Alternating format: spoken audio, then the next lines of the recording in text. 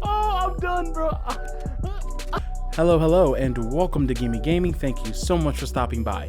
In today's lesson, we're going to learn a little bit about how to win gunfights. This video will be basically putting everything from the first two videos together and using them to outmaneuver and outgun our opponents.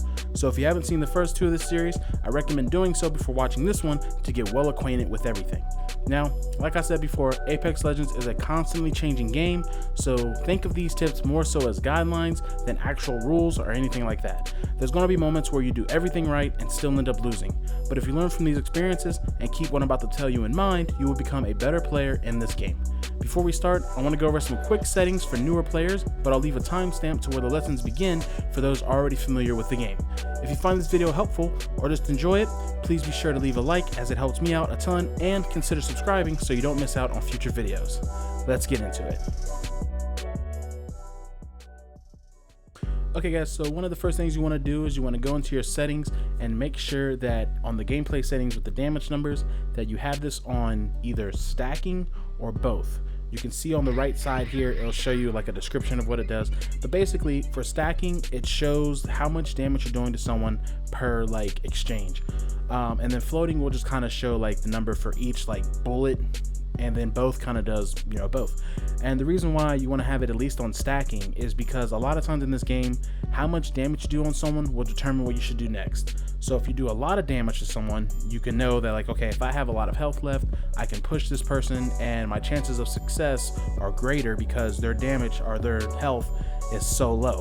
So if you choose on both, as you see here, it'll show you the total amount of damage that you do to someone. Basically, knowing how much damage you do to someone will be tremendous in helping you win gunfights and determining basically your next move.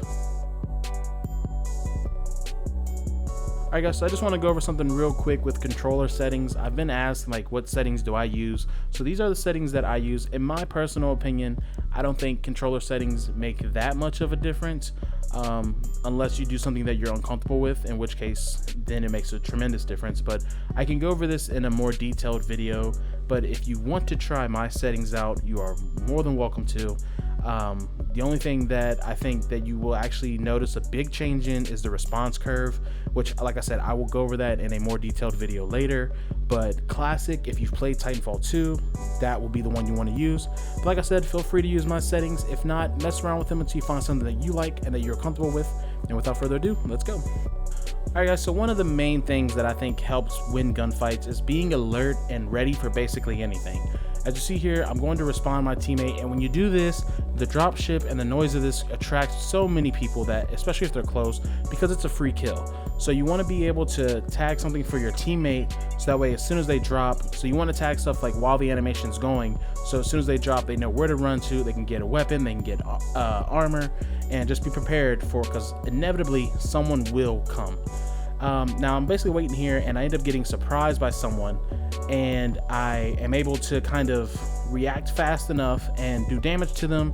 And at this point, I just want to heal up, and I don't want to expose myself because I don't know where their partner is. So at this point, I want to make sure that I'm fully prepared and ready for wherever this battle happens.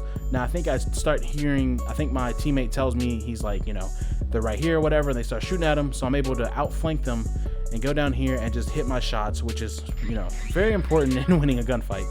Now here, I should have helped with my teammate there, but I actually ran away. So I got lucky here and did a good amount of damage. Now this Wraith messed up because they portaled out, and they do have the high ground, but I remain calm, I remain alert, and all I have to do is, you know, just hit my shots because I know that they are lower than I am. Another thing to remember is there are no fair fights in this game. Take every advantage you can. For instance, I caught this person healing, and since healing slows you down, I'm able to knock them super easily. Also, you want to thirst your kills because not only does it handicap your opponent, but it can cause them to make a mistake trying to save their teammate and set up an easy kill for either you or your partner. So an important thing to remember here is if you ever get an advantage over someone, you want to keep that advantage as long as possible. So as you see there, I was going to push that team because I knew that it was just us and them, but the Bloodhound scanned me, and that basically, after that I lost my element of surprise. So instead of pushing down and getting to their level, I just keep the high ground with my teammate here, and we just wait for them to make a mistake or put themselves out in the open. Alright, so there's a lot going on in this clip here, but basically the same principle applies, which is keeping the advantage.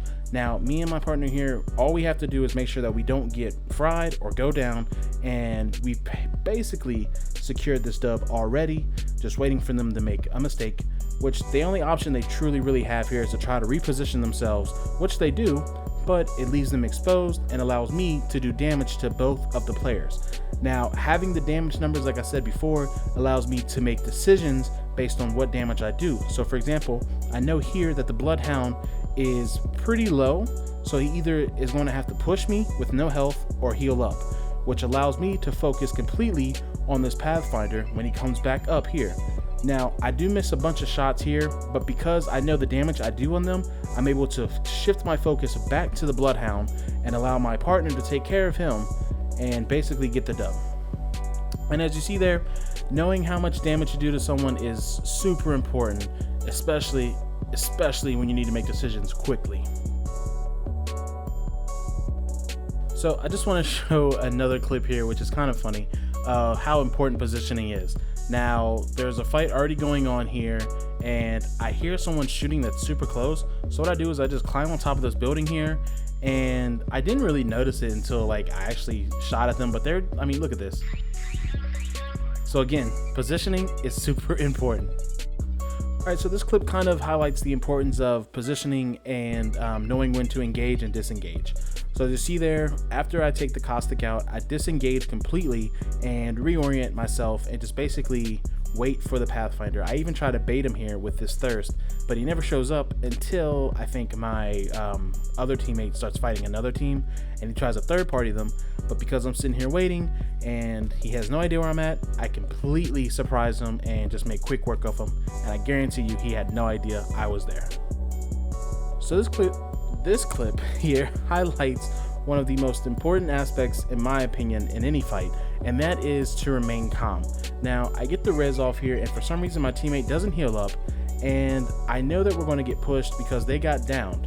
So all I have to do is just mentally prepare myself here for when they do push, and I'm able to hit my shots very cleanly. And the main reason for that is because I remained calm during this encounter and the next encounter, even though the second encounter he almost got me, but I knew at this point that, you know, they were outnumbered 3-1, so even if I did go down, hopefully my teammates would have been able to take care of them. So here I have a perfect example of how to win 1v3s or 1v2s, and basically what you want to do is you want to separate the team as much as you can to where you, instead of having it like a 1v3 or 1v2, it's 1v1, you win that one, and then 1v1 again, and then so, you know, however. So basically what is going on in this clip is my teammates decided to push this team for whatever reason at different angles. Our synergy here wasn't very good. But they ended up pushing, and I do believe that they either both go down or one goes down and one gets super weak. But what ends up happening is I realized that if I stay up here, it's going to be me versus a full squad. So I decided to push in a minute here. And what you want to keep in mind when you're outnumbered is, again, like I said before, is you want to remain calm and you want to separate. So fortunately, this team was pretty spread out, so I'm able to focus on the left here. And I noticed that when I do damage to this Mirage, he's super low, and he goes to thirst my teammate because he needs the armor swap.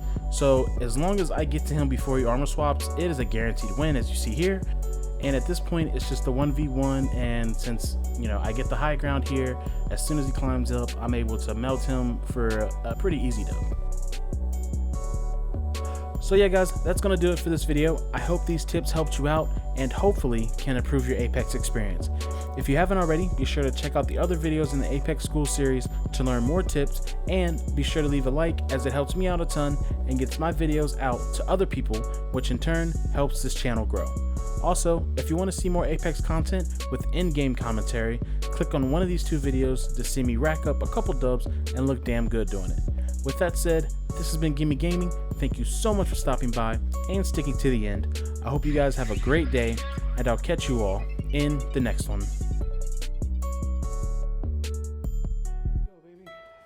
All in a day's work. I cannot fucking believe it. I cannot believe it, bro. All in a day's work for your boy. You are the Apex champions. Dude, you know what? You just have so much practice being down a fucking teammate. Dude. I really Jesus do, Christ. dude. Yo, I you really play better do. without a fucking teammate.